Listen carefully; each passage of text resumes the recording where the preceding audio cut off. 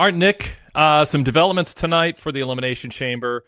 Biggest one just a few moments ago. We now have another entrant in the men's Elimination Chamber, LA Knight. Thanks to the mystery masked man, who, if it's the same person each time, which I assume it is, we can confirm is not Braun Breaker, because he was attacked at the Rumble. And it's not Austin Theory or Logan Paul, which are some theories going around. Right. Because and again, I don't know if the plans changed because of Braun Breaker's hernia injury. So maybe they had to augment things. But now we have a new mystery, which is, who is this guy stomping people? If it's not an inside job, is it just down to Seth Rollins and it's obvious?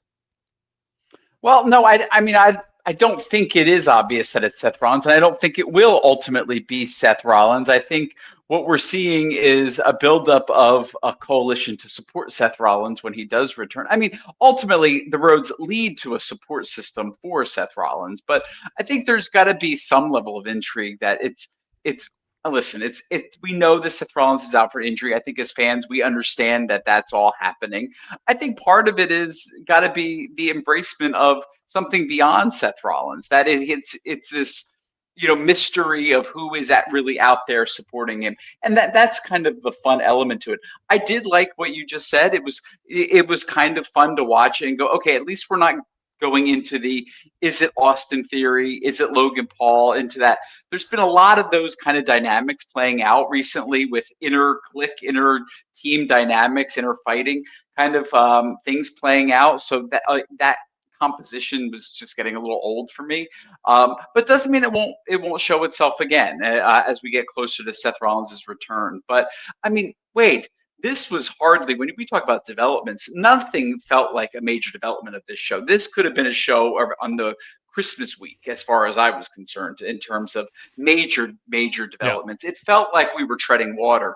And it really, to me, was an example of the large amount of time between Royal Rumble and WrestleMania at this point, that we are now filling weeks. I mean, we are only, 2 weeks post Royal Rumble, and we're having a show like this. I mean, this was not one worth staying up for, folks, but our show most certainly is. Well put. Good endorsement.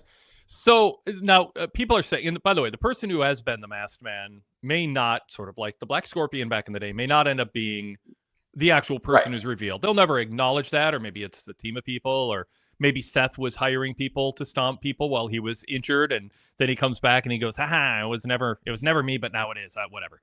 It was my hired henchman. Haha. So we could be a lot of things. The scouting report right now is Derek Mitchell says it's pretty obvious, even with the black hoodie, based off his build, it was Grayson Waller. And Derek just goes, the guy was Grayson Waller. I don't think they're going. I don't know if that's the point was, well, that's who it was, but it won't be revealed to be him. I can't imagine Grayson Waller being like the big reveal that WWE thinks would be a big payoff to this, even if he has a history with Austin Theory. Right. Well, I mean, but he could be one of a few people who are revealed, right? I mean, I think when I think of this mystery man, right, I think of the Scream movies. Some Scream movies, you have one mystery man. Others, you have 3 or 4. It depends on the scenario. To me, the idea that he is already doing Seth Rollins' finishing moves means it will not be Seth Rollins. There's no mystery behind that. That to me would just be ridiculous, that we were just treading water just to pretend that Seth Rollins was there the entire time. They're not going to do that. What I think they're going to do is build a coalition that will go 1-for-1 against the Vision. That doesn't mean Grayson Waller won't be in that grouping. If they're looking at opportunities to reinvent some wrestlers that they think have a lot of potential, and then they want to kind of take away some of their more cartoonish qualities and really build in more serious elements, might he be someone they looked at? Yeah, why not? I mean, if they obviously trust him to go into this main event storyline and, enact some really high profile moves, who's to say they don't have faith in him otherwise? You're muted. I'm all for trying to recast people who have been diminished through comedy or lower card acts, and I think you can tell stories to explain why we should take them seriously. Again, they're doing it with Natty, for instance. She's going back to the roots and new attitude. I think that there should be allotment for that. It doesn't always work, but I don't think it's just out of hand go, Grayson Waller can't be the guy. But I'm almost thinking Grayson Waller can't be the guy. Like, I need to see it to believe it, that he has it in him to seem like a guy who's more serious. I mean, Austin Theory hasn't proven it to me yet, but I mean, I like his body language, his attitude, his facial expressions are less, dopey and comedic, and he's, working hard to come across as sinister and threatening. It's hard for me to imagine Grayson pulling that off. Now, I'm not saying it can't happen, but I'd kind of need to see it to believe it. It's actually not that hard for me to picture it. I actually think, I mean, it might not show its face in like this uber serious, just that going all the way into a serious persona, but I could see him in an elevated version. No, I mean, I think they really have a lot of scaling back to do in terms of humor, for sure. But I mean, he's a good-looking guy. He's got a great stature to him. I mean, just to kind of just add some more elements, but he's got confidence. I don't think confidence is an issue when it comes to him. Just switching him up and making tweaks, I think it's entirely possible that he, along with the backing of 2 to 3 other people with Seth Rollins' endorsement, I mean, that could be something that you see. I mean, he could be part of an unmasking of a trio. I think that. Do you have anyone else you'd like to see in that group?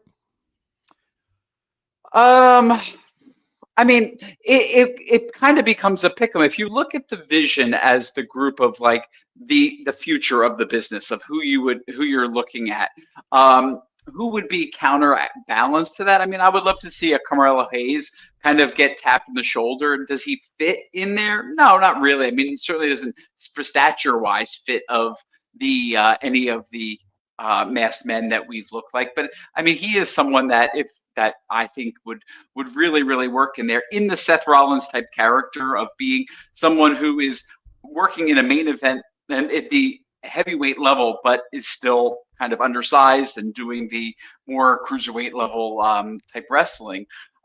He would be someone who I'd really like to see get that extra oomph added to him in there. But, oh well.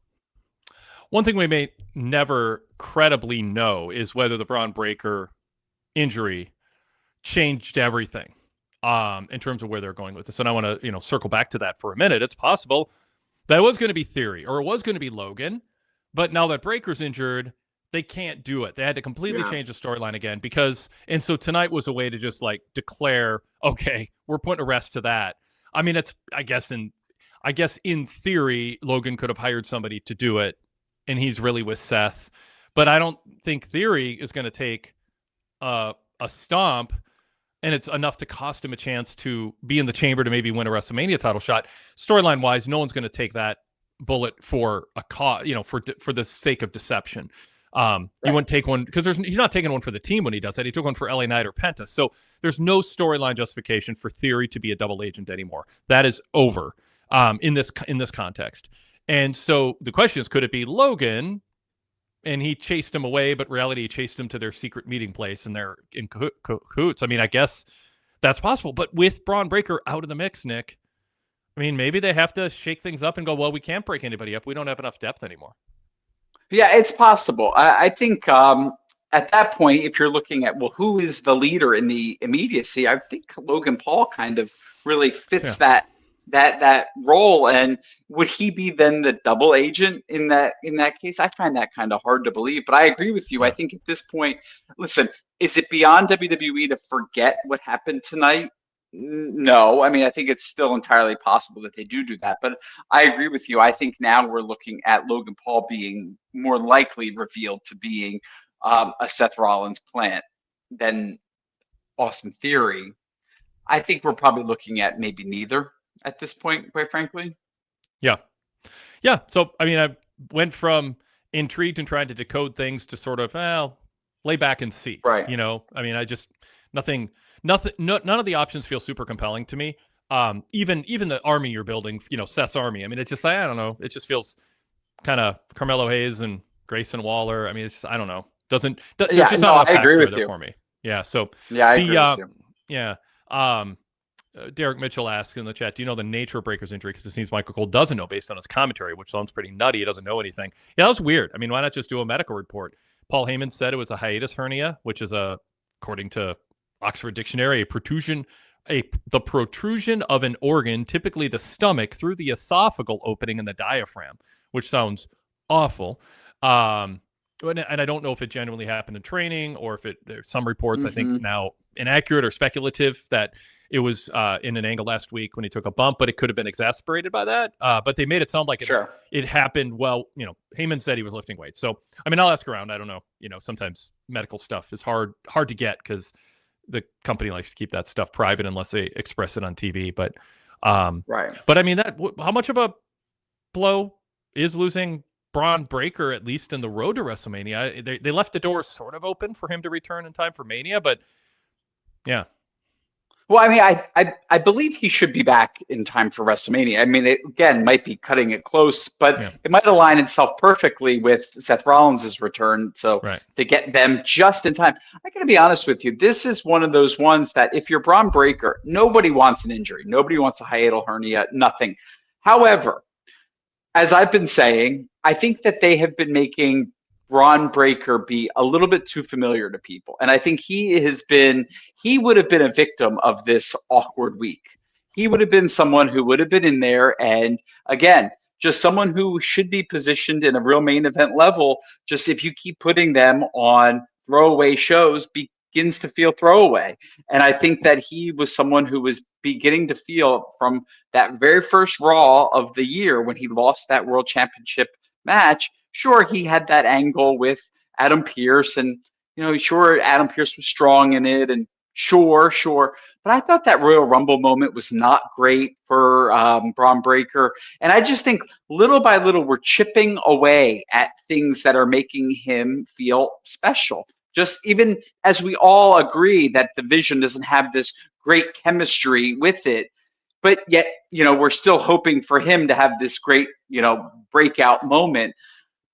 Having a breath for 2 months, not the worst thing for him from a character standpoint. Obviously, health standpoint, you wish him much better than what he's experiencing. But I think this could ultimately be a little bit of a good thing for him from a character development standpoint. Yeah, I mean, that happens sometimes. You get in a situation where the TV exposure isn't good for you, and being away is. Now, he might be able to be returned to TV and just not wrestle quite, soon. I just don't have enough details on the extent of the injury, if there's different degrees of seriousness of this hernia. There's Al Larcher just said AI says it's about a 6 to 8 week heal time, which would give him time to be back for WrestleMania. Rough, cutting it pretty close, but so we'll see there. Some people trying to pick a new name for Braun Breaker. Kane Play Stuff in the chat says Broken Braun Breaker. And MD87 Punk says, I guess he's now Braun Broken. I'm sure he's going to love that. So Nick giving me a look like, why even read those? Wait. Derek Mitchell says, I think it's a pretty big blow, as this might have been the third biggest marquee match at Mania 42 against Seth Rollins. I don't know about that. Hopefully not. I mean, not to diss the match. I hope there's like four matches, like women's match and another men's match that feels bigger given the depth of the roster right now. Yeah. So I don't know. Kind of a bummer, I mean, it is a bummer. It's just because, like with Seth's injury, I mean, I think that changed storyline plans, and then you had Cody, making I think a strong case and a right case that he's better in chase mode. So let's have Drew win the title. And I think it's good for Drew, who had been pushing to get, I think, the credit that he earned or the opportunity he earned to be in a better spot. He got that, and that kind of changed some things too. So WrestleMania is in flux, and it doesn't feel like a red hot product other than Monday's or last week's promo with Roman and Punk. That elevated things, but they're pushing really hard. I mean, this is one of those years, Nick, where if Seth's not healthy and Braun's not healthy, or they're not healthy enough to be in angles, and now they have all these ideas that got thrown off with injuries. It might feel like 2 nights ends up being a stretch. And we go long way to go. Oh my God, Wade! This has been multiple years where 2 nights has felt like a stretch. I mean, look at the years where we weren't sure which was going to main event night one, and where there was. I mean, as a Charlotte fan, I remember 2 years in a row where I was hoping that we were going to get one of those matches, and there was one where there wasn't even an announced main event, and it was the Austin versus KO match. Yeah, and then even I mean, last year was the biggest mockery of a 2-night WrestleMania. I mean, that Saturday WrestleMania was not worth the viewing that it got. So, I mean, listen, it's a waste of our breath to sit here and debate it any further. They're going to continue to do it, but I'm not buying a ticket if I'm someone who is going to Vegas to a night one of a WrestleMania. That is not going to has some electric crowd. That is not going to be something worth seeing live. You stay at the hotel and go gamble and party and whatever for night one.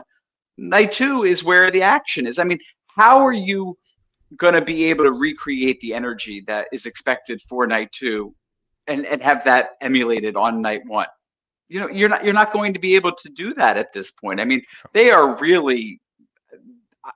would have to twist themselves into pretzels right now and have to pull out all kinds of tricks to get me to, completely change my tune. It's possible. I just don't see it happening. I don't see us being surprised in a way that is going to really knock our socks off in that way.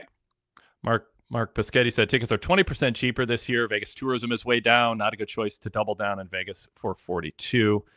Along the lines of double nights, Derek Mitchell said last year SummerSlam felt like a huge stretch being 2 nights in Cleveland. This year's Mania feels like 1-2. Now they're talking about the Rumble being 2 nights. But Eric Moy says, I disagree with Nick. They have a lot of time to build up Mania. They do. I mean, it's August. Yeah. It's April 18th and 19th. I almost said August would be a long time. But April 18th and 19th. I mean, they have over 2 months to work their way through this. But it's a long journey. And like you said, there could be a lot of Raws, Nick, that feel like filler, even with the Chamber as in the middle. Listen, they have a lot of time to fill out the full cards. Nobody is disagreeing with that. What I'm more talking about is the top 1 and 2 of each night. Yep. That is where the real concern is when you're looking at the night 1 of WrestleMania. Night 2, that cake is baked. I mean, I am not coming in here as some big, rah-rah fan for CM Punk and Roman Reigns. That feud would have always just been fine for me. I truly believe after last week's angle and just where we are right now, that is absolutely the best case scenario that they could be throwing out there. And it is probably the best case scenario for a really special WrestleMania match since WrestleMania 17. I truly believe that. Now, that doesn't mean for night 1, you're going to have to get to the exact level of that. But we're not even looking at a match that comes within, 3 or 4 rungs of that right now being a real possibility. And that's where the work has got to go. When you're looking at the setup of Elimination Chamber right now, the men's Elimination Chamber, which will be the feeder to whatever the WWE Championship title match is. I mean, I feel as though we're obviously headed to Cody in some way walking out of that with a shot. I mean, Cody and Drew, I don't know how many times I have to come in here, how many holidays have to go by, how many weekends have to pass. I mean, this is not the match that people want to see. I mean, if we've gone through WrestleManias where we didn't have Rock versus Triple H because people were over it, we don't want this one. I mean, this is not a match that is going to, if you're looking at a Saturday night in April, that you want people to stay in and stay home. I mean, I'm serious about this, Wade. That's a beautiful weather after the winter people are having. If you think people are staying home on a Saturday night to watch Cody versus Drew, you're crazy. Even if you throw a Fatu in there, it ain't happening. Well, yeah. So Goodfellas says LA Knight against Drew could be interesting, and then you would have Cody versus Jacob 1-on-1 to fill things out. I think it's got to be Cody and Drew, and maybe Jacob added to the mix. I mean, Wade, how many times have we seen Cody and Drew? I mean, for it to be a WrestleMania match. I mean, this is absurd. This is really, really absurd to me. Also, Brock and Oba Femi. They could do Brock and Oba. That doesn't do much for me. I was listening to you, Wade, in the post show for Royal Rumble, and you guys were kicking that around. That feels so soon to me. It really does. It feels way, way, way too soon. But will it by late March? Will it in 6 weeks? Well, there's something to that. Yeah, late May, late April. Yeah, that's true. I don't know. Yeah, whatever. So what? I mean, what option? If Drew remains champion, what do you want? Who's the ideal opponent for Drew? Is it LA Knight? Is it Trick Williams? I mean, the Elimination Chamber is going to fill out here. Randy Orton? No, none of the above. I mean, my God, what are we doing here? So what Drew opponent do you not like, but it's better than all the others? I mean, I think it's absurd that we're going into this with Drew being the champion is my problem. That's my real problem here. So, okay. I mean, if you were to throw them all in there, I mean, I guess you got to do Drew versus Cody, but I mean, it doesn't mean I have to like it. Yeah. Real Legend says I'm staying in on a Saturday night for Drew versus Cody. I think Real Legend's staying in anyway. Yeah. Kane Playstuff says I don't think Drew has an ideal opponent, honestly. Yeah. I mean, there'll be some second guessing of Cody's lobbying to be on the chase if the match that Cody ends up in doesn't. Let me tell you this. Do you know what I was thinking last night? This is a true story. You know, there's these reports that Bad Bunny wants to come in and wrestle again. Mm-hmm. He should be going against Drew McIntyre. No, listen to me, Wade. Okay, Do you remember the last time I was on here with you? I said Drew McIntyre is in the Chris Jericho spot at WrestleMania 25.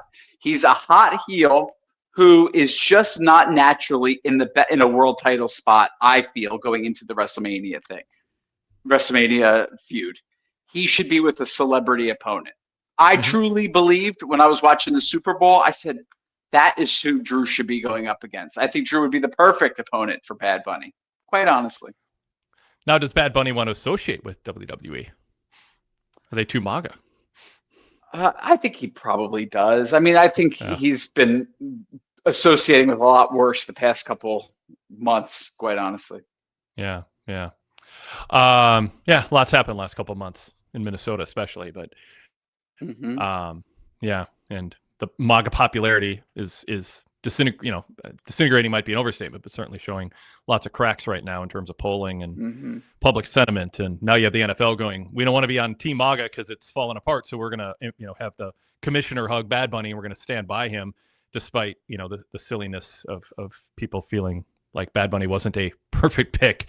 And anyway, that's a whole other topic. But settle down, people, and enjoy. That was an amazing performance. And get over whatever the propaganda is telling you about it that you shouldn't have enjoyed. That was very heartfelt and moving and artful and high energy. And he's mega popular. It was just obviously a good decision, despite all the people who can't stand that it wasn't in English. Let's see. Well, let's actually pause and introduce ourselves. We're kind of deep into the show here, but let people know who we are listening to us. Well, they know probably, but this is the Wade Keller Pro Wrestling Post Show for Monday, February 9th, 2026. I'm Wade Keller, host of the show, editor, publisher, and founder of the Pro Wrestling Torch weekly newsletter. Here's the latest paper copy with the headline story on the Royal Rumble, roundtable reviews, Greg Parks making his WrestleMania predictions. We'll see how those hold up after tonight's show. Go read the newsletter if you're VIP. It's in PDF and all text format. Greg Parks also reads his column every week in a podcast format for VIP members called Greg Parks Out Loud. So if you don't like to read or don't just have a lot of podcast time, go VIP and you can hear him read his WrestleMania predictions in his latest column. I also host a variety of podcasts, including this, the Wade Keller Post Shows, following Raw, Dynamite, and SmackDown, and occasionally Impact. And also the Wade Keller Pro Wrestling Podcast, our blue logo show. That's our flagship show. And tomorrow, Jason Powell from ProWrestling.net joins me. So send your questions for tomorrow's show right now to wadekellerpodcast@gmail.com. wadekellerpodcast@gmail.com. If you have questions, topics, or anything you want to follow up on or respond to or push back on that you hear on the post shows during the week, or anything else that I write or am part of, wadekellerpodcast@gmail.com. And also check out our website, PWTorch.com, for live coverage of Raw, Dynamite, and SmackDown. Those are my reports. We also have live coverage of NXT and same night coverage of TNA Impact on Thursdays, plus pay-per-view coverage on weekends. Fun flashback articles.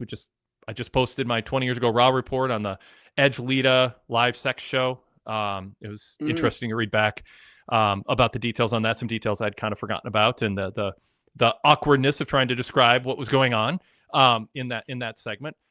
So go check that out. The fun flashbacks go back 30 years. We run our 30 years ago Raw and Nitro reports, and then 5, 10, and 20 years ago reports too. So those are up. And breaking news, we had the Braun Breaker story up earlier. on the site. Sean Radican had that posted. And most of all, really, well, I shouldn't say most of all, it definitely also important is just original editorials and commentaries, our hits and misses, our top 5 lists, our top matches of the week. Just really good variety of passionate writers who make it onto the site because they provide a really valuable perspective. Break yourself away, I say this, from the unhealthy social media doom scrolling and the quick dopamine rush, and just settle in and commit to 10 minutes of reading or 5 minutes of reading a thoughtful article from someone who's not just trying to antagonize you with partisanship or trolling. It really is good for your health to settle in and read longer articles. So make PWTorch a habit, and it's good for your brain, good for your attention span.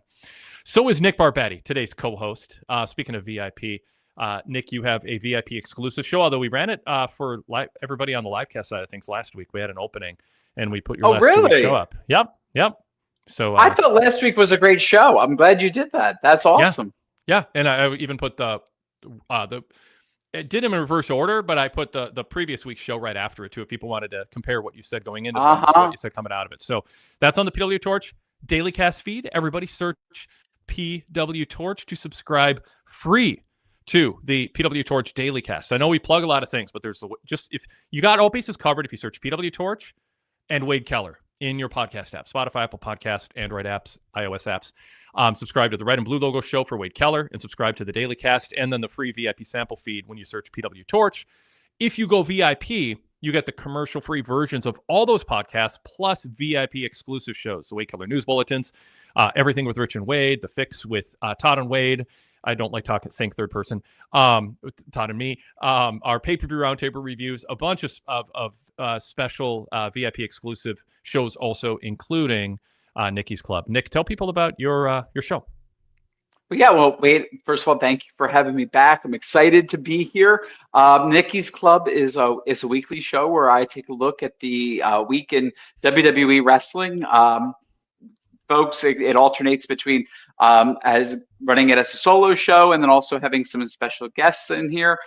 So now that I figured out StreamYard, I thought you'd be very impressed with me, Wade. So that's how Sean and I did it 2 weeks ago. Awesome. So awesome. That's great. Yes, I thought you'd be very proud. But at the same time, I say that I really like doing the solo shows. The most recent one, I implore everyone to go back and listen to. That was literally, I hit record and I just talked. There's no breaks. 45 minutes of me just going, and I don't have any notes. It's just stream of consciousness, what's coming on in my head. And because I think that that's what we as wrestling fans, that's how we are. When when you're passing someone or you're meeting a new wrestling fan for the first time. So what do you think about what's going on? And then any of us, you can just hit play and then you can just go. All of us have and that's what it's like when you're talking to me. So that's what I want the Nikki's Club to be. But at the same time, I want you to meet some of my friends and whatnot. So, and I got some great messages. Cousin Rock, who I always talk about on the show, Wade, I just had a baby this week. So we have cousin Joseph has joined the family. So we got some well wishes that I passed on to him. So he was so excited about that. Rocco gets so excited when he's on the show. So go VIP, everyone, if you haven't done it already, and listen to the show. I think it'd be great. And Wade, I would love to have you on the Nikki's Club one day. You are a Nikki. You may not realize it, but you are. Yes. And you bully me into being on this show, so I should bully you to come right back on mine. Yeah. Try it. Let's see what happens.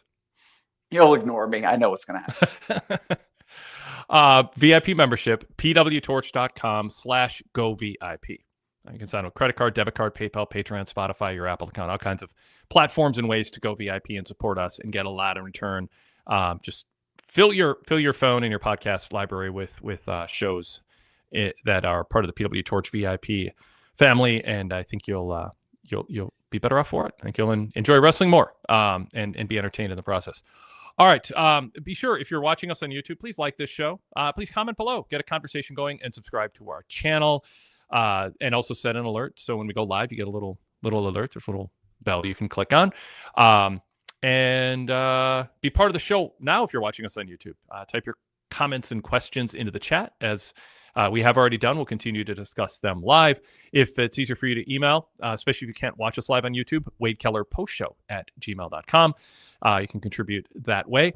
All right. I think that's all the plugs we need and all the introduction. So let's get back to conversation. Actually, just some kind words for you, Nick. We'll throw this in. Derek Mitchell said, Nick consistently delivers a fantastic high-energy co-hosting experience. L. Archer said, Nick is my favorite co-host. Oh, well, thank you, guys. I appreciate it. Always glad to be here to talk to you all. That's nice. Yeah, somebody earlier, too, said something. I really dislike LA Knight, not you, Nick. Me too. Kane Playstuff said, oh, Wade has Barbati on tonight. Should be a fun show. There it is.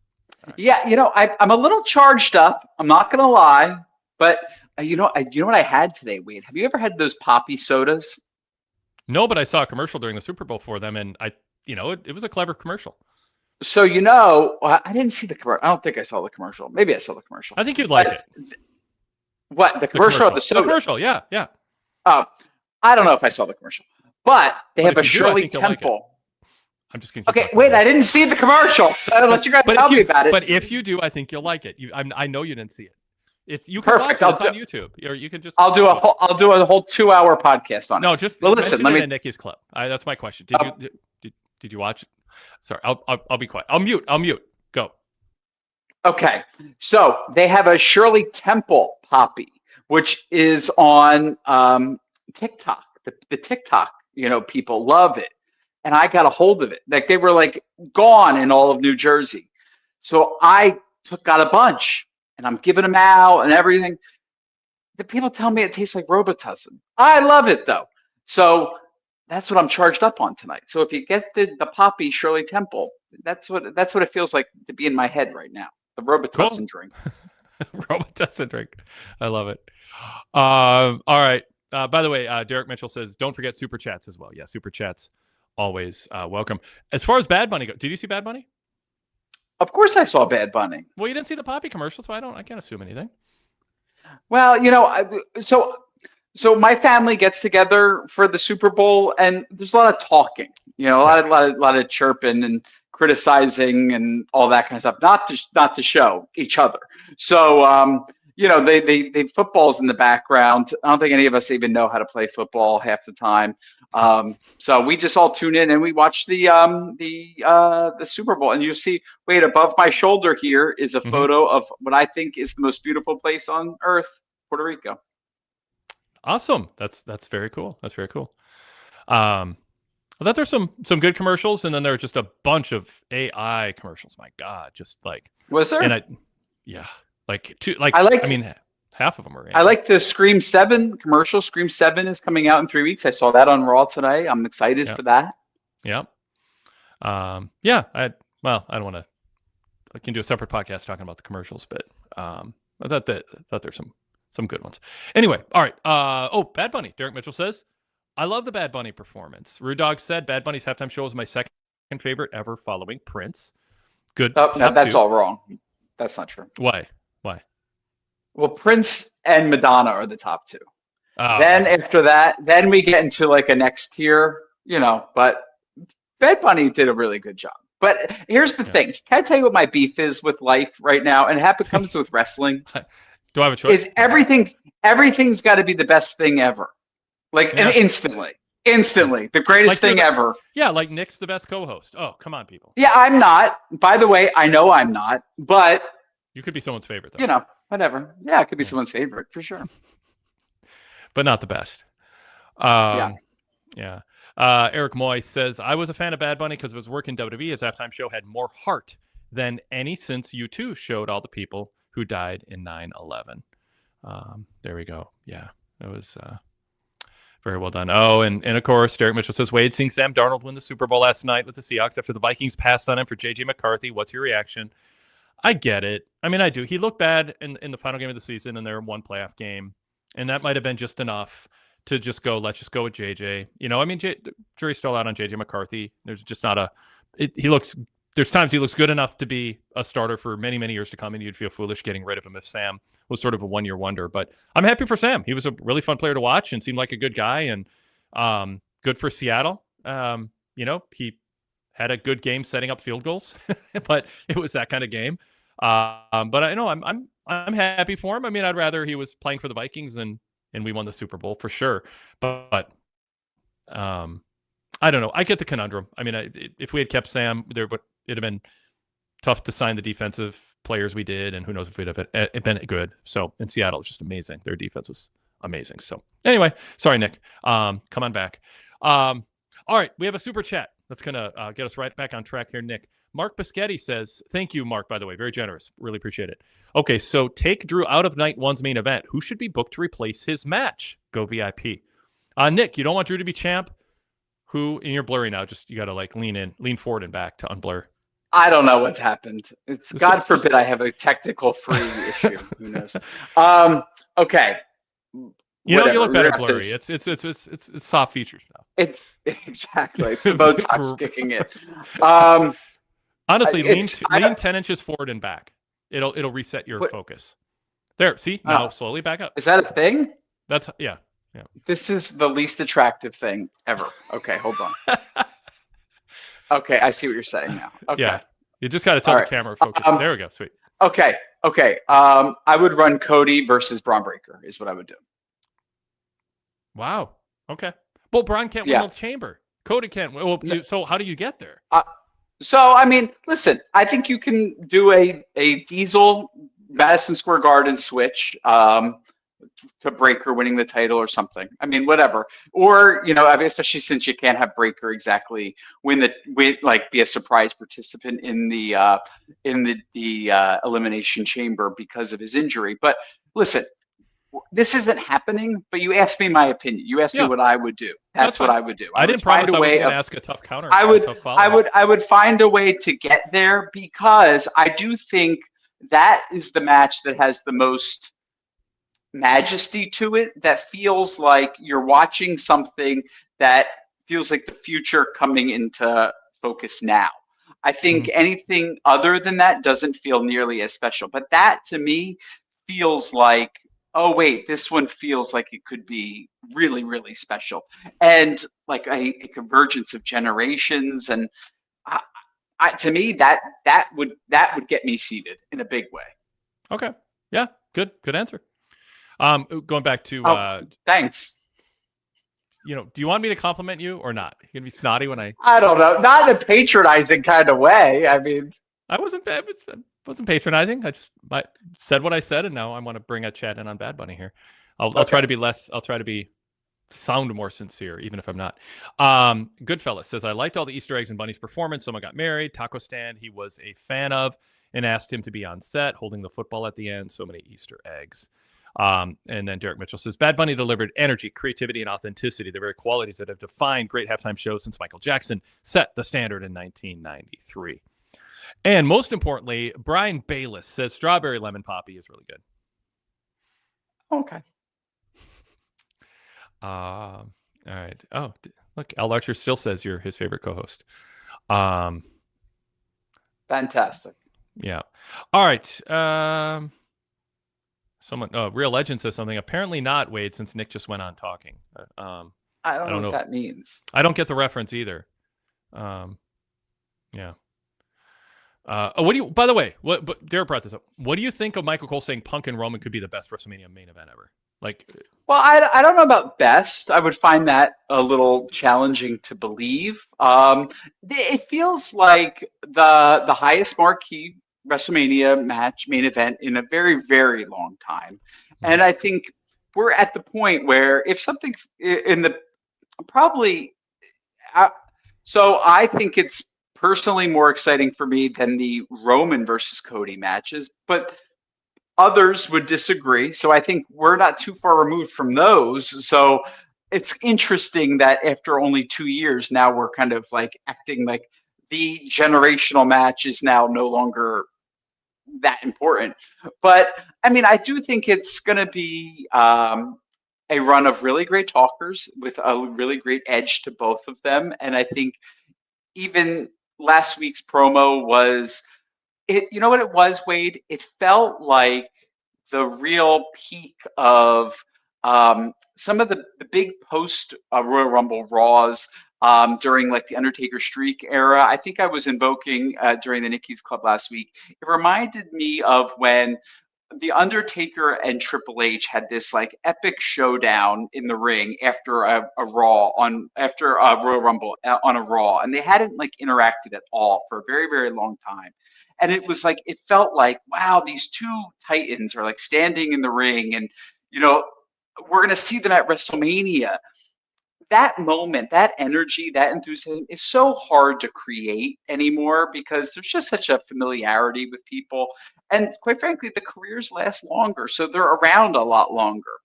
Um, this still feels, despite them being in the ring together with Seth Rollins last year, this still feels like the one-on-one match that got away. So I think people are hungry for this one, and I think this one does feel really special in a weird way. So greatest of all time, I think that's a real stretch. That's putting a lot on it. But as I said, most interesting maybe since WrestleMania 17. I wouldn't be surprised if at the end we're saying that, quite honestly. Part of the reason is Punk's been doing really good promos lately. Yeah. I mean, tonight was another one. I thought Punk was good. Let's talk about this. Punk had, by the way, should have led with this. Congratulations to Michael Cole for the exclusive tonight with CM Punk. I don't know how he gets all these. Good job, Michael Cole. Just, I got to give it to you. So he had the exclusive with CM Punk, interrupted rudely early on by Finn Balor, who said he doesn't want to look at the past. Everyone's looking to the future, but they should look at what that I'm here and I'm ready to take on Punk. And they yelled, and in the end, they agreed. Pierce agreed to book them against each other at Elimination Chamber. What do you think of this segment? I thought Punk is carrying himself like somebody who is buoyed by the fact that he's going to be headlining night 2 of WrestleMania in all likelihood. I mean, so I hear you on that. I actually want to give him a better compliment. I think he carried himself like somebody who's really proud of the work he did with Balor earlier this month, this past month. I think he's energized by that, and I think he knows he's doing the right thing by Finn Balor. And I actually, I'm not a Punk fan. I've never been a Punk fan. I'm a fan of how he's handling Balor right now.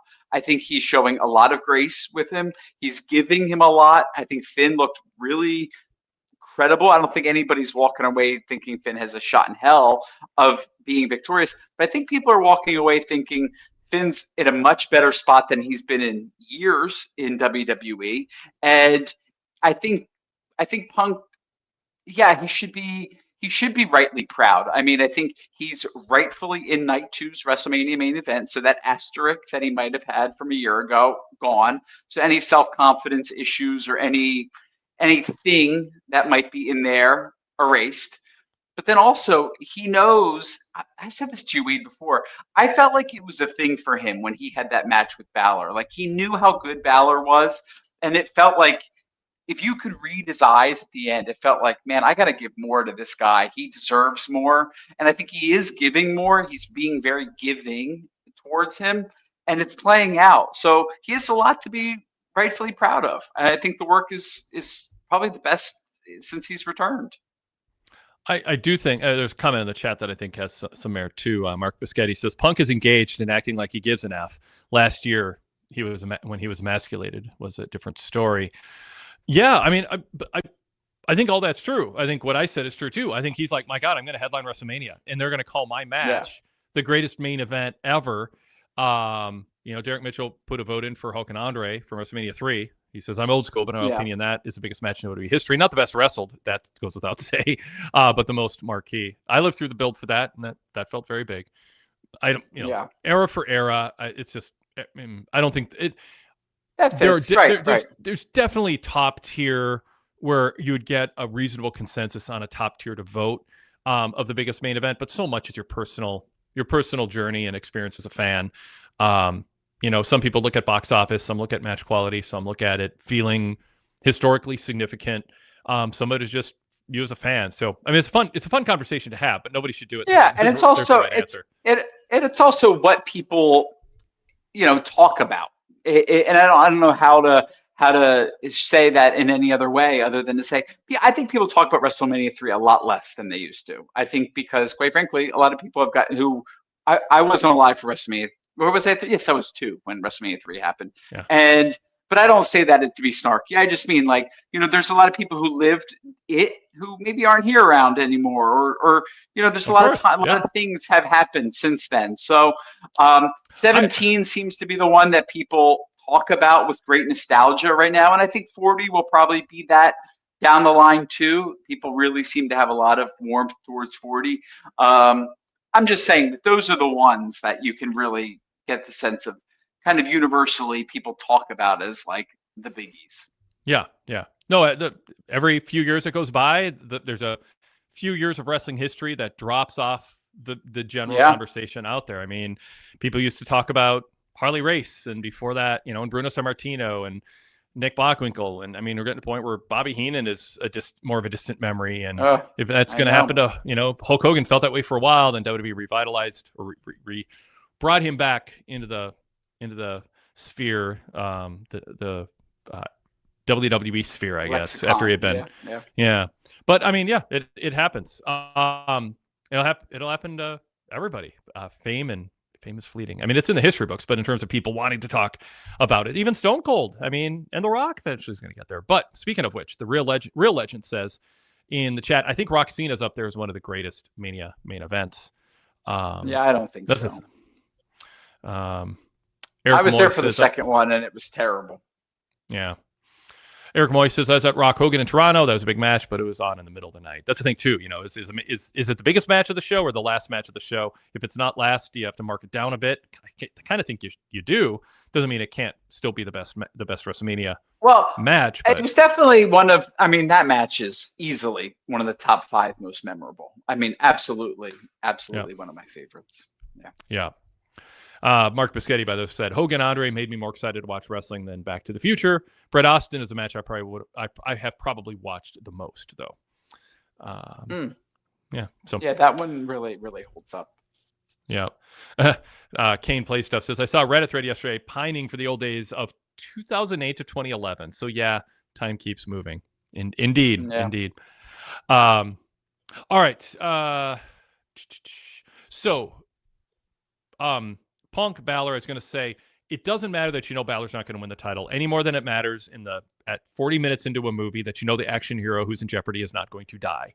It's just part of the adventure. I mean, it doesn't, you don't need, when a hero's a lead actor in a series is in jeopardy and it's a, season 2, episode 4, he or she's not going to die. But you still enjoy it. And so just tell a good story, give us something to believe in and take us on a ride. And that's what they're doing with Balor and Punk, and they need something to fill time. So I give them points for having giving Balor a chance to clearly be a secondary challenger. He's framing himself up against that headwind. So they're building that into the story. He's like, you're all looking ahead, but I'm not done yet. And Punk is fired up and made that match feel like Punk has a reason to want to have it and demand it. So yeah, I mean, it helps support the Elimination Chamber lineup to have it on there. Right. And by the way, there's no reason to believe that post WrestleMania, he can't end up with a world championship, depending on how he performs in this Elimination Chamber storyline. I mean, there's a real possibility that he overperforms from a match quality standpoint. And quite frankly, any of these world champions would want to share a ring with him. It's a matter of, does he embrace the moment where he's given opportunities, which I would argue he did tonight. I thought him standing on the announcer's table visually, yes, has that spot been done before? Yeah, but he looked great. He looked the part. He didn't look short. He didn't look any of those things that sometimes people get self-conscious about. He looked absolutely menacing. I mean, he looked interesting. He looked, and a lot of that goes to Punk was just very giving of him from an acting standpoint of just being so engaged and so hanging on to all of his words. If they can keep that level of engagement, who's to say that should Punk maintain the championship post WrestleMania, that he doesn't win the title beyond that? Or, they call to mind when Roman stole the match from him. Who's to say they don't revisit that down the line? This could open a lot of doors for Finn Balor. What I don't want for Finn, though, is what I think, quite frankly, will happen. I think what we're looking at is we're obviously headed towards a Finn Balor versus Dominic Mysterio match at WrestleMania. I would anticipate, right? And then Finn Balor wins the Intercontinental Championship, if that is what happens. And then he's saddled with that for time. So then we're at another 3 months or 6 months, where then more time goes by, where we're just that. Then there's no movement. There's no real upward mobility with him. And then we're not getting any younger here. I just think there's more interesting paths that I would like to take, and I think he's worth investing in, if for nothing else, and to say, I just think he's of that quality of like the Kevin Owenses, and he's more interesting to me than the Sami Zayns at this point. And you need folks that have that level of experience to really help, I think, further along the layers of talent. So I think he's worth going all in on right now, quite honestly. Yeah. I would like the Finn Balor versus Dominic Mysterio match better if it didn't have the Intercontinental Championship attached to it. Interesting. MA Face 6712 says you would almost think Nick is a Finn fan. Real Legend says, oh, go ahead. I mean, yes and no, because have I bought a show because Finn Balor is on it before? No. Have I? I mean, I've never, go listen to the tapes. I've never been out here, on a weekly, rah-rah tour for Finn Balor, Wade. I don't think you would have ever pinned me for that. I think now is his moment, though. I certainly do. And I think we all have a lot of warmth towards him, for sure, in terms of the quality of work that he does. And, again, it's his time. And you made the case for it. I mean, and I framed it too. I mean, you got to have a bridge to keep Punk busy, have him be a fighting champion. That's his brand right now. He wants to be a fighting champion. That's a contrast to Roman. And, I mean, Punk's talking is going to be better than his wrestling probably. And it's a little bit of a dig at his wrestling these days because he's a little diminished with age, but, or maybe significantly. We'll see how he does. But Finn Balor's a good opponent. One, because Punk can talk people into the building with his great promo work right now. And two, Finn Balor's a good opponent for Punk to kind of shed a little bit of the idea that does Punk still have it? Because we know Roman's not going to be a star rating style classic. It's going to tell a story. Right. It's going to feel epic. They're going to work that thing out, and they're going to have the crowd in the palm of their hands telling the story probably by the time they get around to the bell ringing with the chapters they have yet to tell. But match quality wise, Finn's a chance for Punk to show he can still go athletically too. Real Legend said the Finn Dom feud has been building since last year's Mania. That's fine. I like the slow build in the Judgment Day, like of everything. I mean, like, Roxanne and Liv. I mean, and now Liv and Raquel. I mean, there's just always tension there because they're just weasels. They're all just two-faced weasels. It's self-interested weasels looking to pretend that they're a part of a team. And that's fine. That's what you want your heel group to be. They're entertaining, but they're all weasels. And so they're going to self-servingly stick together until it doesn't serve them. When do you think the breakup of Finn and Dom happens, Nick? I mean, it could even be at Elimination Chamber if Dominic costs Finn the match. I think that yeah. Or, if Finn is unsuccessful and then Dominic leads the Revolution against him to say, you have failed us one too many times. I think it's Elimination Chamber or the day after.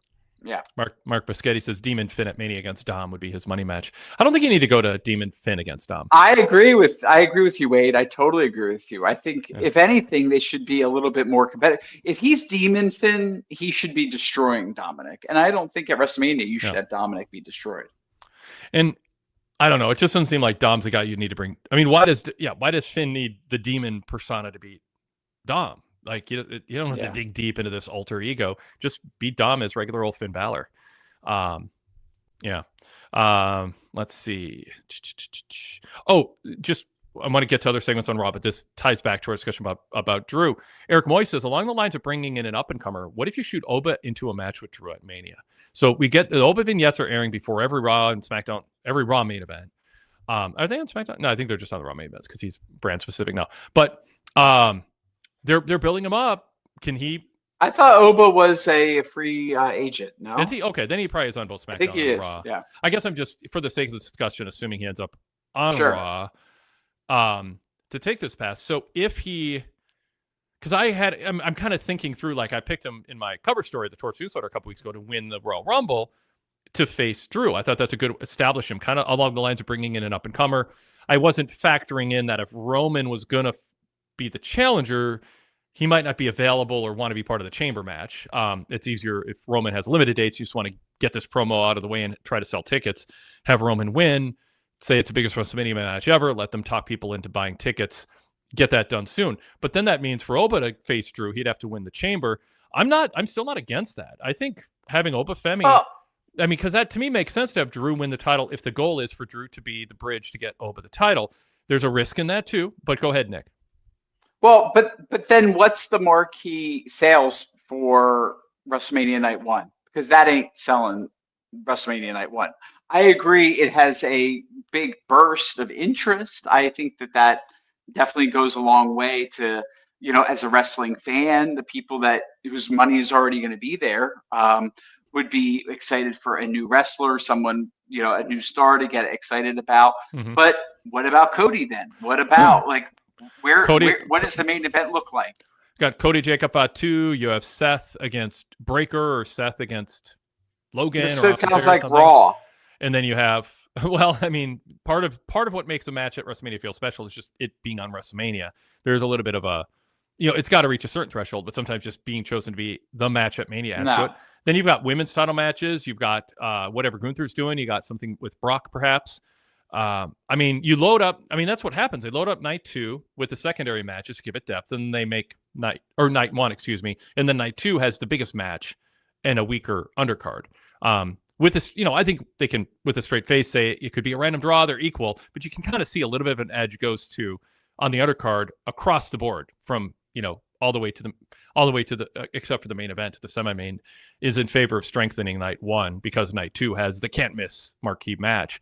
So I don't know. I think there's enough there to load up night 2 to make up for Drew Oba, and I don't know that you have to. Maybe they make that. Maybe Oba just feels like you're be witness to history. Is this a crowning of the next great generational long-term centerpiece? So I don't feel that way about Obafemi yet. So I know that I'm in the minority here. Yeah. But I just haven't seen it. I mean, I haven't seen everything I've seen. I mean, that to me feels absurd, quite honestly. But doesn't mean it's the wrong thing to do. I want to be clear about that. To me, as you're talking, I was like, well, if now we're not caring about what's going to sell the show, give me Gunther versus Drew again as like a rematch or like a version of their WrestleMania match from 3 years ago, because that was incredible. I mean, yes, there's various different things that could happen, but I'm looking for a WrestleMania main event that's going to like sell the hell out of this thing. Yeah, and I'm sorry. I think Cody is key to that. But if we're Cody versus Jacob Fatu is not it. Right. But you're also not, you don't want Drew to be champion going to Mania. So you want Cody to somehow end up with the title defending against Braun. And you think that is going to I think someone else getting the title from Drew and then defending against Cody is a possibility. And you want that to be Braun Breaker somehow, heel. Sure, why not? Because he can't go. He's injured. That's the actual why not. But yeah. Super. We've addressed this. Go back an hour ago. You said why not? I just was giving an answer to the rhetorical question. But I think there's others. I mean, honestly, I think if you're going to have Jacob Fatu versus Cody Rhodes for the title, have Jacob be the champion against Cody at that point. I think that's more interesting. I mean, there's other more interesting things here. Drew McIntyre isn't doing it for me. I mean, I think he's gotten better for sure, but Drew McIntyre versus Cody Rhodes, how many times have we seen that match? I mean, or are we going to go all in and have a women's main event? But none of these women's matches are knocking it, out of the park right now as being a closer either. So yeah, we'll turn to the women in a sec. I'll throw in a few more chats and we'll talk about. Or do you end it with end night 1 with Bad Bunny versus Logan Paul? And you think that's not a possibility? You're crazy. I think that's totally a possibility, actually. Yeah. And someone said Rock against Drew McIntyre. Get Rock back. The final boss comes in as a baby face against heel Drew. I mean, it's not going to happen, but I mean, when we're thinking of, I don't know. All right, Derek Mitchell. This is super chat, so thank you, Derek. Really sincerely appreciate it. If they want Oba to sign with Raw or SmackDown, why don't they show Pierce and Aldis in respective backstage segments feverishly trying to sign him?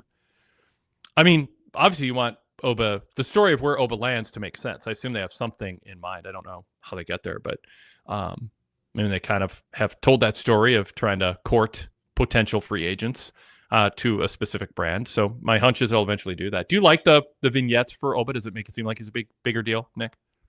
I think they could be doing more. I agree. I think they could be him being a major topic of conversation. Could go a longer way. I mean, just because we've seen so many people be vignetted along the way.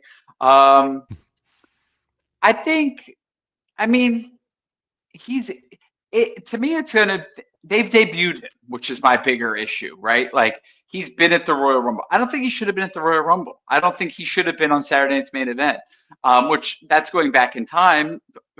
That's fine, but let me give you a comparison point, and you're going to think this is crazy. But when Scott Steiner came back in 2002, right? There was vignettes, but then he came back at Madison Square Garden. I can remember that moment, and like that was like you hear the sirens, and then he comes out and he does this like crazy promo, and he throws Christopher Nowinski on Matt Hardy and all that, or the reverse. And then everything went off. The wheels popped off the car after that. But you still want the big burst moment of when the debut comes to be really, really special. And I think the vignettes should have been building up to the first real taste on the main roster of that. I think they've taken away from that too much, and I think that's a shame. Couple of well put, Nick. Good job. No, I'm sorry. There we go. How'd I do? Eric Moy says 2 months is plenty of time to build Oba into a monster you might want to see fight Drew. Derek Mitchell says in that scenario, Oba would win the world title quicker than anyone who's joined the main roster since Brock in 2002, who won the title 5 months after. Goodfellas says Oba versus Cody in a rematch. Finish what they started from Saturday Night's Main Event. That wasn't electric, and I don't want a face match, and I don't want them turning Oba. So I'd vote thumbs down to that. I don't think that's a great. I mean, it can be fine. It's not my top tier options for either of them at this stage. Mark Biscotti, I don't think Oba needs to be champion, at least for a while. He feels like early Undertaker in terms of getting his gimmick over. Undertaker beating Hogan was a mistake at Survivor Series. Yeah, I'm not saying the only way to get Oba over is to have him, win the chamber and beat Drew. But every once in a while, I'm not against WWE just going, we believe in this guy enough. We've seen enough. And I know there's people in WWE who are very high on him, who have watched a lot of his work and know him behind the scenes. They're not going to, they don't need to test the waters with him. They just want to not make a mistake with him. Goodfellas says Drew needs a few weeks to build his stock back up. To me, he's still reeling from the Punk and Roman strays. I thought he did a good job Friday on SmackDown, firing back. Yeah, I just think the problem is nobody cares about SmackDown. I mean, I really, I don't say that to be snarky. Right. No, and I think that's the problem. The 3 hours of it doesn't help. The fact that it's going to Sci-Fi this week doesn't help. Like all of this stuff, this adds up to, again, we're talking about the 2 nights of WrestleMania. If this was a one WrestleMania card, one night card, sure, whatever. Have Drew fight whoever he wants. I don't even care. Put him in there with Penta, anyone, whatever. We're good. But the 2-night thing, and by the way, let's go back to Mark's previous comment. If we're going to relitigate 1991 all over again, I don't think The Undertaker beating Hogan was a mistake at that Survivor Series. I loved how that thing played out, that storyline. Another comment here from Rye 12211 says Aldis guarantees Oba a spot at WrestleMania title match with Drew and chamber winner for Oba to sign with SmackDown. Okay, so Aldis, yeah. So I guess the idea is, how do you get him there? He doesn't need to win the chamber. He bribes Oba into signing with SmackDown because Drew and could be whoever, pick your Cody, LA Knight, whoever coming out of the chamber. But then he bribes Oba into signing if I give you a match. I don't know if you want a babyface gifted. Yeah, I was going to say, and then it's a babyface how? Yeah, that's rough. Okay, let's talk about the opening segment with Becky and AJ Lee. I'm Nick, go. Oh, Wade. It was the worst, like, Disney Channel acting, everything. From the entrance, when they were walking in, when AJ Lee was first, when she was sitting on the crate, and then CM Punk walked in, and then Becky was just, like, trudging along in the background, and then stopped in her tracks, and then stomped off. I mean, the clownery, and then the overacting in the full disclosure, I was on a treadmill watching this.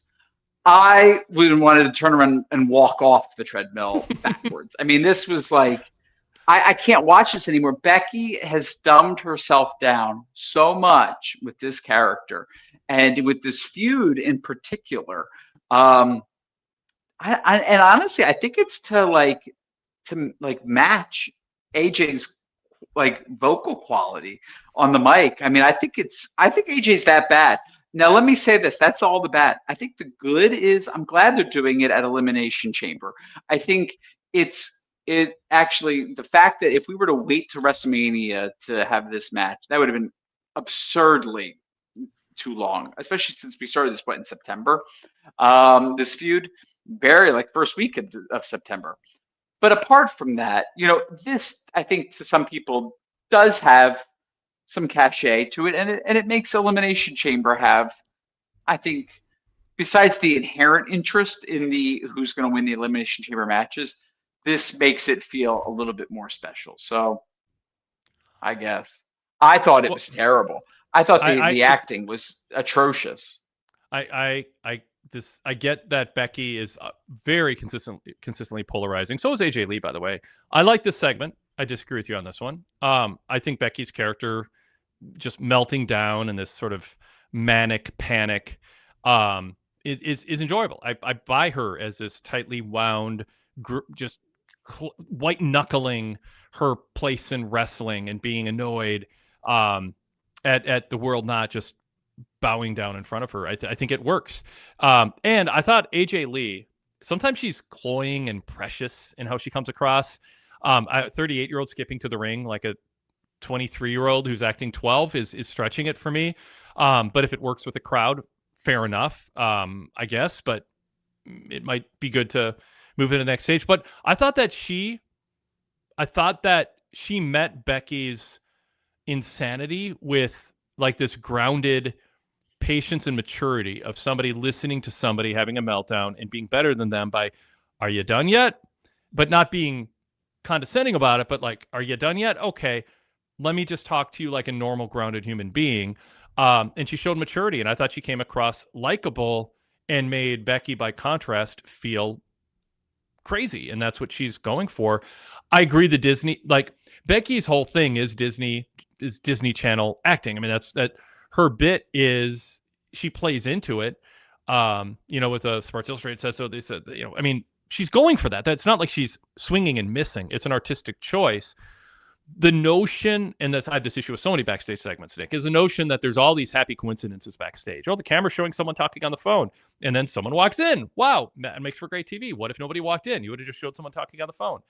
I don't like that. I wish it was more realistic. It didn't feel like a scripted, thrown together Disney Channel show. But this was par for the course. It's not like that different. Becky just happened to converge and saw AJ and got mad. I thought it was fine, and I thought the in-ring segment was a good version of both of them. Yeah, I didn't. Yep. I didn't expect to change your mind. Yeah. No, I actually couldn't stand it. I thought it was terrible. I actually thought it was. I gotta tell you, I really thought it was distracting how bad the acting was. They're giving these wrestlers too much control over the performances. They think it's cute. It's not cute. It's not funny. It's bad, and it's damaging of Becky's. It's damaging of Becky's character, of her reputation. I really think that. Was Bobby what? Wasn't Bobby Heenan cartoonish and over the top? Wasn't Jim Cornette always over the top? Always. I think the issue I have is I think it's the measurement of Becky. So I think Becky has, and I don't think she needs to be like a consistent, like, I think it would be wrong to say the character that she plays as a babyface, when she turns heel, should just be the exact same character, just with a scowl on her face. Like that doesn't work. I get that. But I do think she's not, first of all, I think when she's been a heel, she's been all over the place a bit.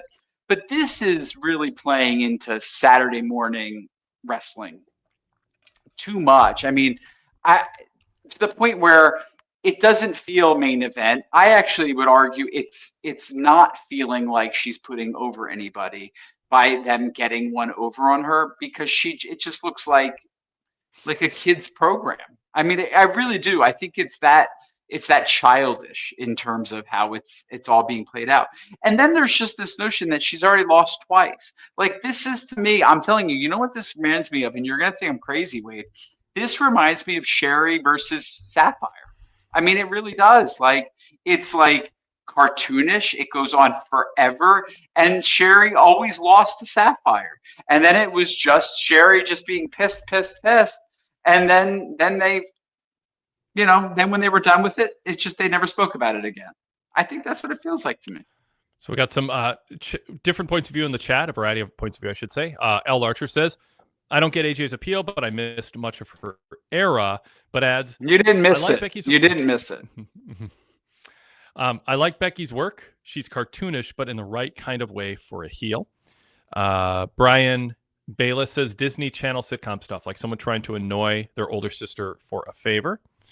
We have Rye 12-11 saying, I agree with Nick 1,000%.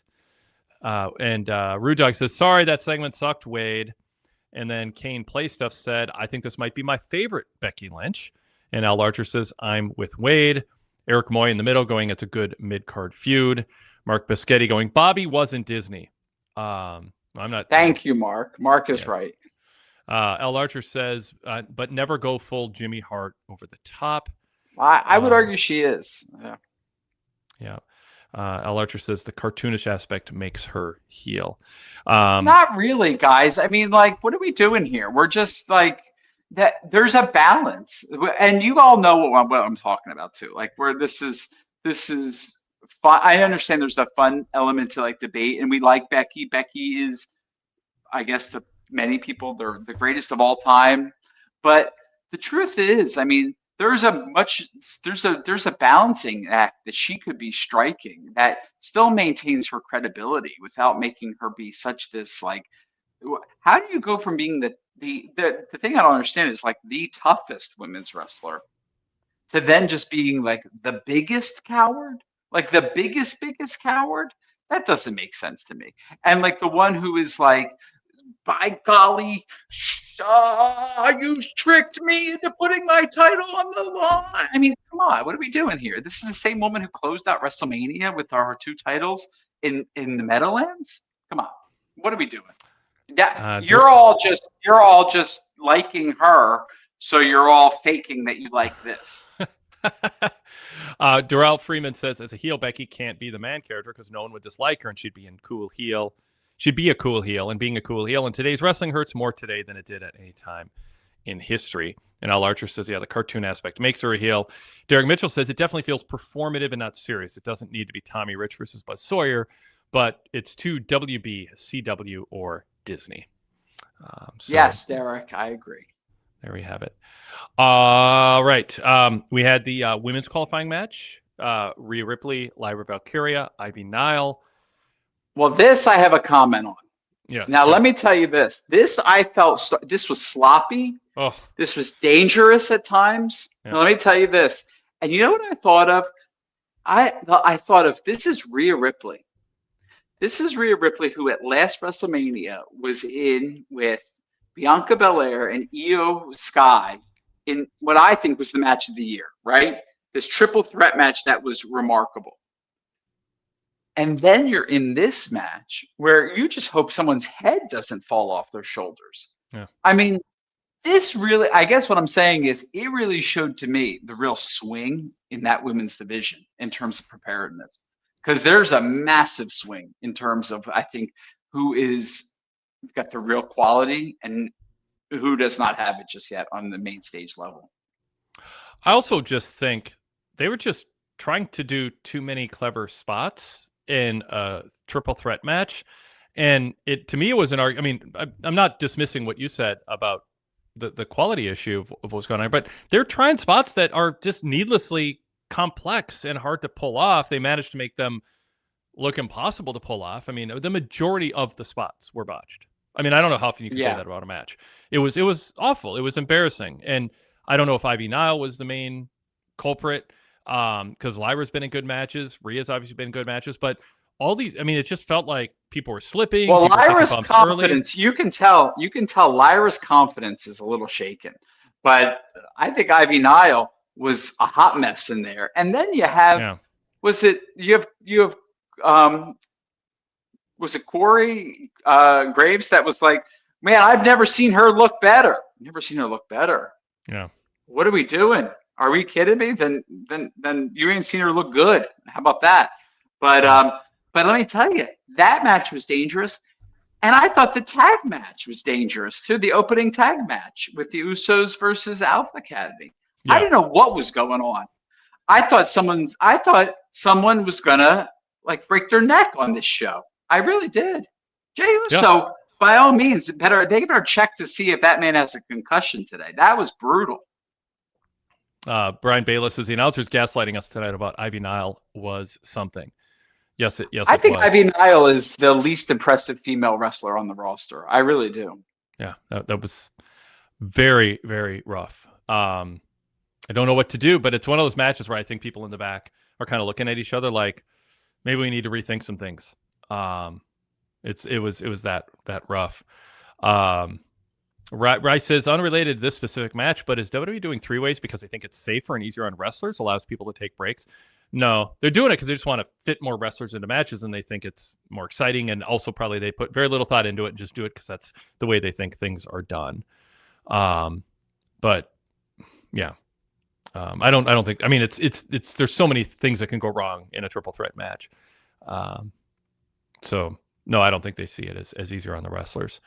All right. Oh yeah. Goodfellas says, Lyra, Ivy, and the Usos look clunky in the ring to me. Timing was way off. Usos looked winded a minute in.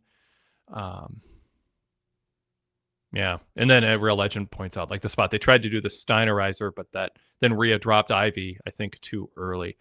Honestly, that's just a match worth watching just to see 3 wrestlers make the wrestlers who pull off matches look better. Because there's a lot can go wrong in a match, and almost everything that can go wrong in a match, other than someone getting seriously hurt, happened in that match.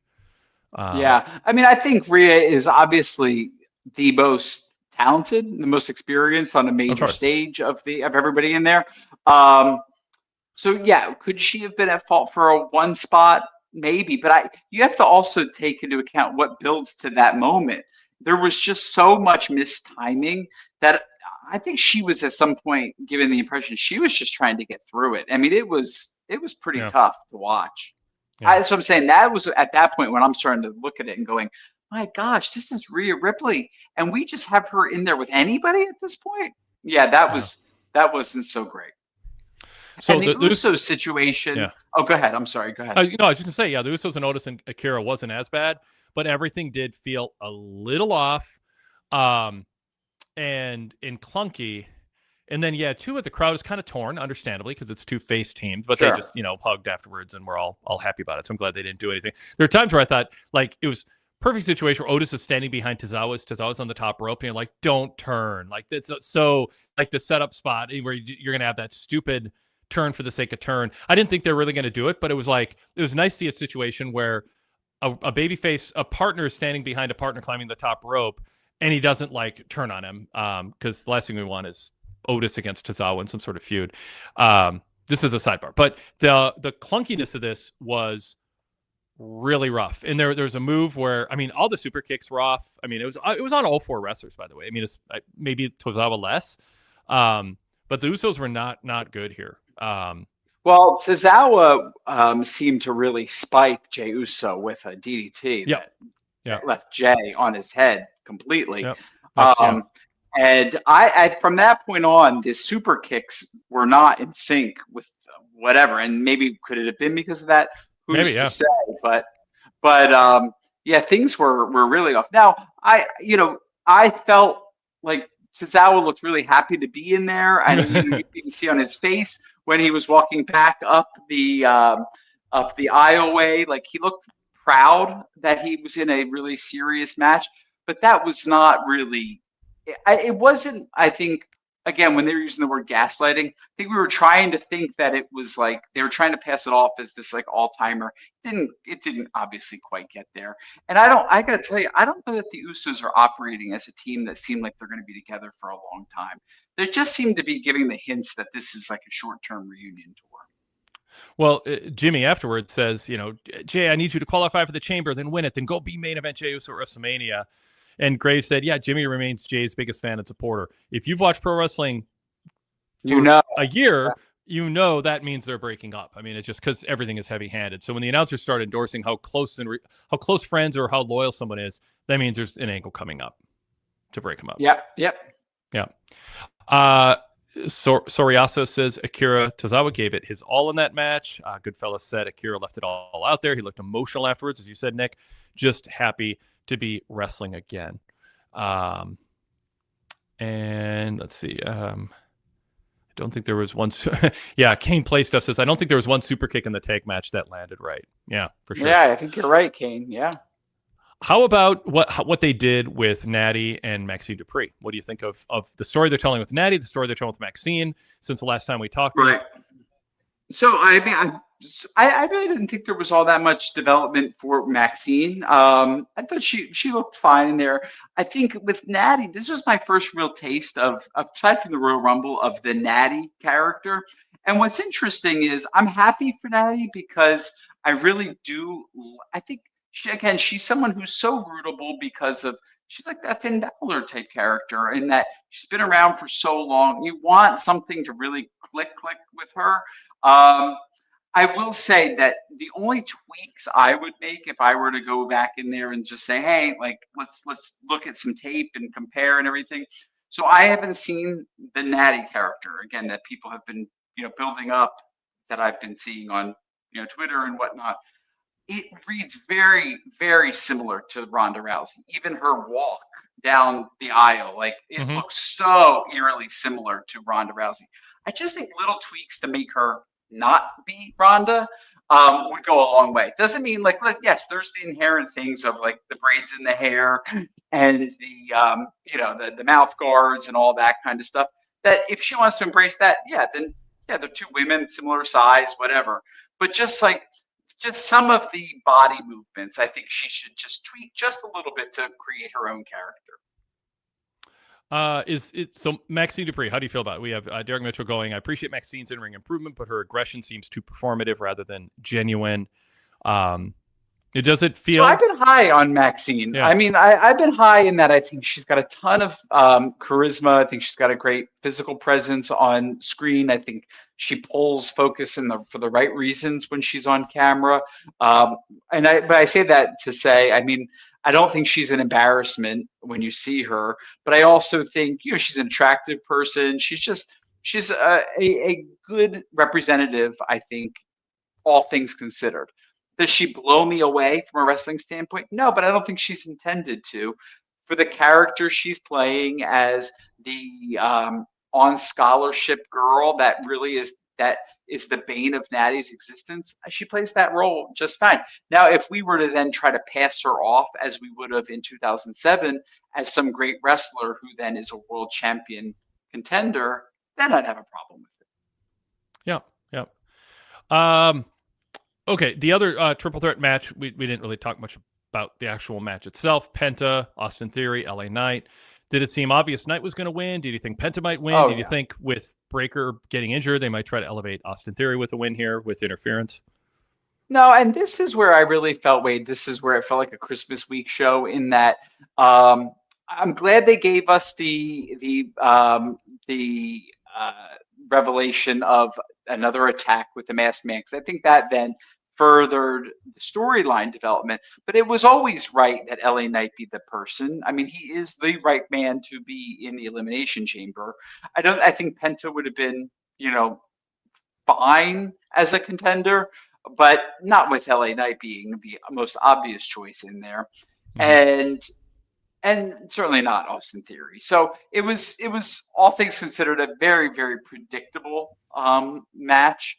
Penta didn't seem to be all that much a part of it from what I was, from what I can recall of it. But I mean, it was fine and Nothing blew me away. So going full circle back to the finish, the man in black stomps Austin Theory, and then Logan charges and chases him away. I said early in the show, this kind of eliminates Logan being the guy in the mask, which people, it looks like him out of the mask. Eliminates Theory being the guy because they're both present. However, it doesn't, and maybe I said this earlier, but it doesn't eliminate Logan is in cahoots with the masked man. All he did is chase him to the back, and they haven't been seen since. Maybe they went and got a drink together. So yeah, like Goodfellas says, there goes my Logan attacking Braun theory. Okay, next guest, Grayson Waller for leaving him high and dry. I'm just, and maybe I maybe have to rewatch it, Nick. But did anything actually rule out? Because I mean, the damage was done. The stomp was made. Austin Theory got stomped. Logan chases him, but it doesn't mean. Yeah, no, you're right. No, you're right about that. I mean, and we've seen that play out from like NWO days and whatnot, where, you know, then there's the character reveal that the person chasing was then revealed to be, you know, in cahoots. I mean, WWE has done that. And the example. And it still makes sense because Logan was so eager to endorse Braun Breaker. Oh, we're all going to help Braun Breaker win the Rumble.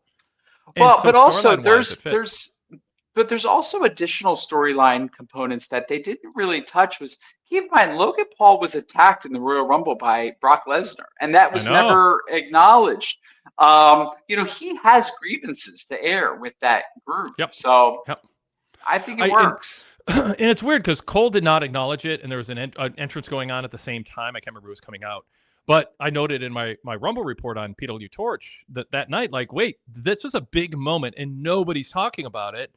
So I think they put it there to be brought up later, but they didn't want to draw attention to it yet. And it's peculiar because Cole just doesn't miss that. You say what you will about Cole, but he doesn't miss stuff like that. Like WWE's very detail-oriented. So when he doesn't acknowledge, unless Brock just got carried away. I mean, I wouldn't rule it out. Brock might have just, I'm suplexing everybody. And he's like, oh, crap, sorry about that. I shouldn't have done that.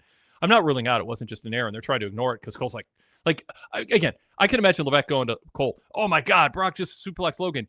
Cole, draw no attention to it. We're going to pretend it didn't happen. Like, I mean, maybe I'm just throwing that out there as a possible theory.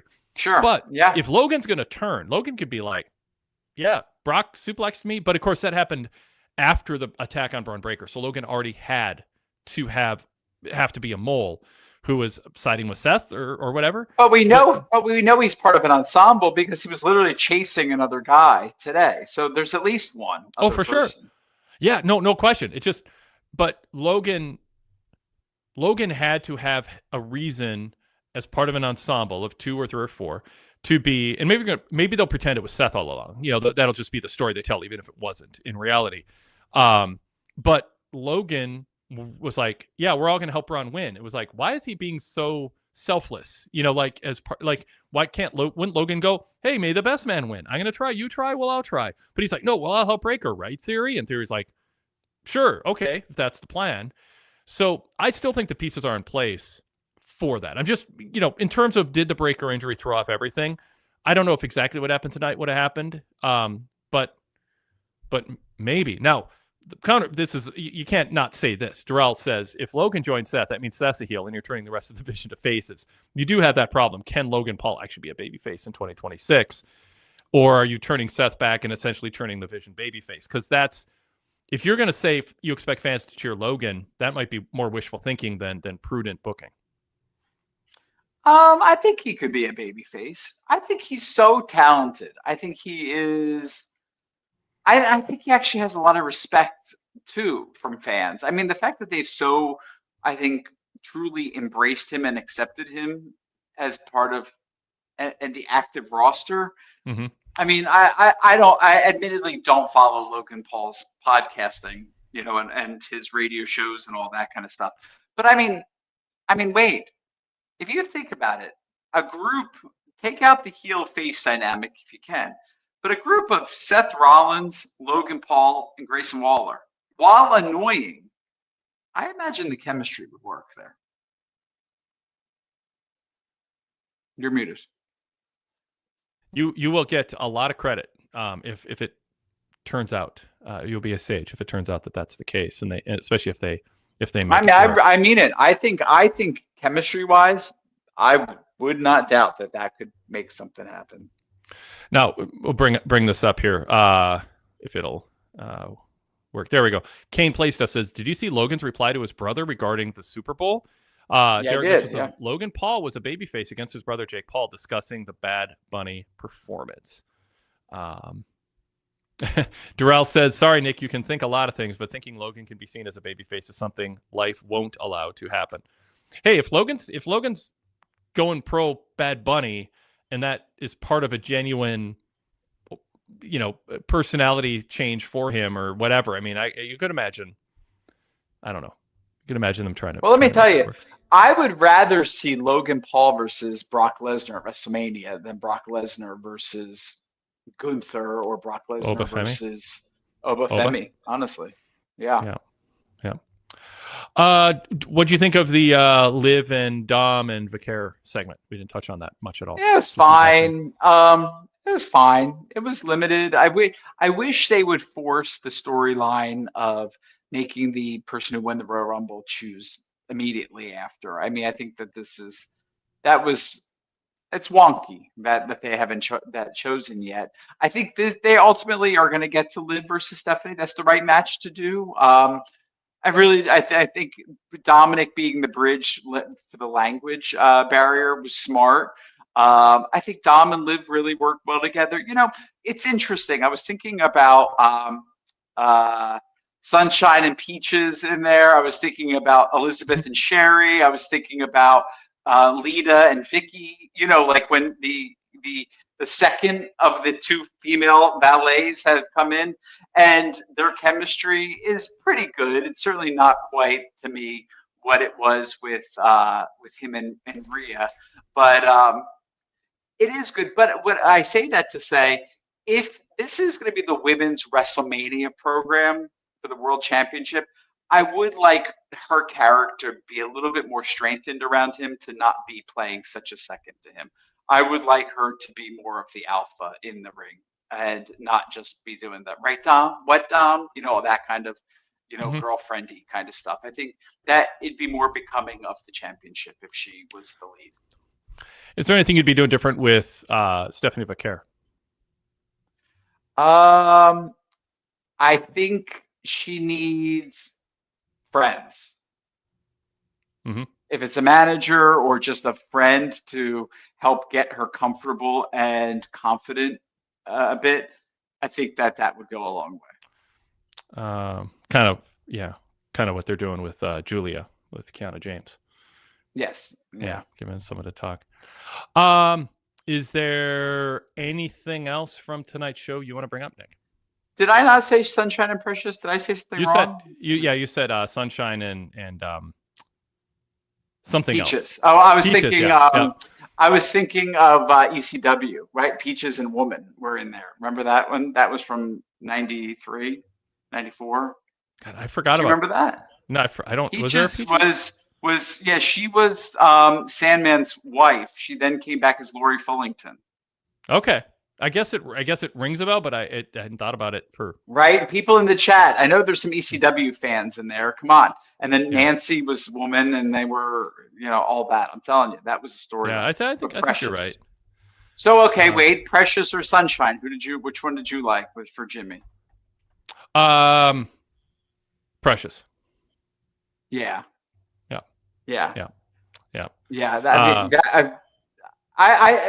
Both were really good. How about Sherry or Elizabeth for Savage? Ooh, I mean, they're so different. I have to do Elizabeth. I mean, but Sherry's amazing. Sherry's amazing. I liked the heel duo. I think they're good. Yeah. Okay, hold on. And then you're blowing our show. When I do your show, if I agree to do your show, this is material for you. You're never gonna do that. Okay, Lita or Vicky with Edge. Ooh, I think Vicky for sure. Yeah, their dynamic was incredible. Yep. I mean, it's such a shame of the era they were in, but then also public persona wise, what has happened to a lot of those individuals, namely her. But that is a duo that should be looked at as one of the all-time greats. Yeah, I think that. All right, another super chat from Derek. Thank you, Derek. Very generous. People are still buzzing from Punk and Roman and Cody's retort. My nephew reminded me on the November 24th, 2025 Raw before either SummerSlam or Survivor Series. I assume Survivor Series. It's November. Roman told Cody and Punk, "Why don't you just pull them out and measure them now?" Yeah. I don't like that stuff. Yeah. I didn't like the Raheem stuff. I don't like any of that stuff. That's not my humor, though. Did it seem like Cody was like try hard? Like Cody's trying to be cool. It's a meme. Let's, like I'm going to, I don't know. Was it just genuinely wanting to brag about being showing off in the shower? I didn't, honestly, listen, I don't need to get on any soapbox, and I don't mean that in any kind of way. To me, I just thought it played into just stereotyping and other things that I just wasn't comfortable with. Yep. I don't think I'm not one to just sit there and pick and choose who can say what. I think another person saying it wouldn't have been cool, and I don't know Cody as a person to suddenly be comfortable that just because other people say he's cool, he's okay to say it, to just accept it, if that makes any sense. I just didn't like it, especially when his father, who we've written as now the saint of so many things, we know has had a vast history of being accused of, denying black wrestlers booking opportunities. So I'm okay. Yeah. There was, who was it? I don't need this person in the chat dissing me about saying I don't like anything. That's so not true. Go back and listen to my shows. I'm so high on WWE. I'm higher than anybody else on this network about WWE. So you can save your writing for someone who cares, buddy. Go sign off. I don't care. Wait, I'll pay you for their membership if they're a VIP member. You've broken my rule to give no oxygen to newbies who show up and draw attention to themselves with that stuff. Oh, I didn't know that. Okay. Well, it's just my pattern. Oh, Beulah and Francine were good. Yeah. What do you think about them? How about them, Wade? But I don't know who they would. They both managed who? Tommy Dreamer. Yeah, I guess. Beulah would have been with Tommy, right? Or Raven, I guess. I was trying to think who was who we were talking about what Cody said, and there in one of my 10 years ago Raw reports that I put up on PWTorch, there was a dig at Chris Masters, and it was along those lines, but in reverse of what Cody was bragging about. Was it Cody? I mean, not Cody. Was it Cena? Who? Yeah, I don't know. Anyway, it's in there. It's in one of those 10 years ago flashbacks, but it was kind of tawdry to be picking on poor Chris Masters in the reverse way. And my point is 20 years ago they were going down the same road that Cody did. I don't know how I'm curious how Punk and Roman reacted to what Cody and Drew had to say. Like do they get worked up about it, or were they like that's the best they can do, or all that, like how much of that was cleared through a middleman or something like that too. I don't know. I'll ask. Yeah, I don't. I thought that was. I mean, the fact that people popped for it was annoying, but he could. I mean, come on, you're like the number one guy. What are we doing? This is you should be able to do better than this. All right, so I found it. It was on the January 2nd, 2006 episode of Raw, and John Cena said, "I've got your key. You aren't a threat to me. Chris Masters can't even spell WWE. He has a body that makes people say, 'Oh my God,' but his masterpiece is smaller than the Nano iPod." So, there you go. 20 years ago, same material as we see now. That was weird stuff, by the way, going on 20 years ago on a Raw. If you read those reports, Vince McMahon was in a weird place in his like late 50s at that point, almost 60. It was there's some weird stuff he was putting on there. What does Derek say here? Cody once said after an AW pay-per-view, his wife Brandy told him, "If you don't see color, you don't see my experiences." Okay, that's right. And there's another comment here I was going to throw up as we're winding down, but now maybe I lost track of it. Was it about Logan? I don't know. Anyway. All right, we'll wrap up there. We're good. I think we got everything. Anything else, Nick? I'll ask. Anything else you want to bring up? Yeah. Time flies. It's a great night. Time flies. Yeah. Yep. Good show. Thank you, chat, for all your comments. don't forget, wadekellerpodcast@gmail.com if you want to be part of tomorrow's flagship via email. Jason Paul and I will be recording that tomorrow. So check out Jason Paul, by the way, liked the Becky segment too with AJ Lee tonight. He wrote that in his report. So we'll Did he really? Yeah. So you gotta rethink all this, Nick. If Jason thinks it, you gotta rethink it.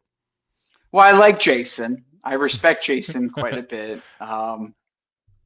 He was at one time my third favorite PWTorch, fourth favorite PWTorch columnist of the four I knew. He was your fourth favorite of four? Yeah, I liked him. I liked Pat McNeil. Pat McNeil was good. All right, very good. And you're a pleasure. Thank you, appreciate it. All right, Nick, always fun. Nikki's Club. Check out on the PWTorch Daily Cast feed. Everybody, search PWTorch, subscribe. It's there. It's probably it's Monday, so post it like Thursday. You should go Thursday night. Yeah. So it'd be about 4 shows down on because we put something up every day. So about 4 or 5 shows down on the listing. But check it out. It's worth it. And then go VIP to hear him every week, sometimes solo, sometimes with a co-host, with technology figured out now. Nick, we made it through.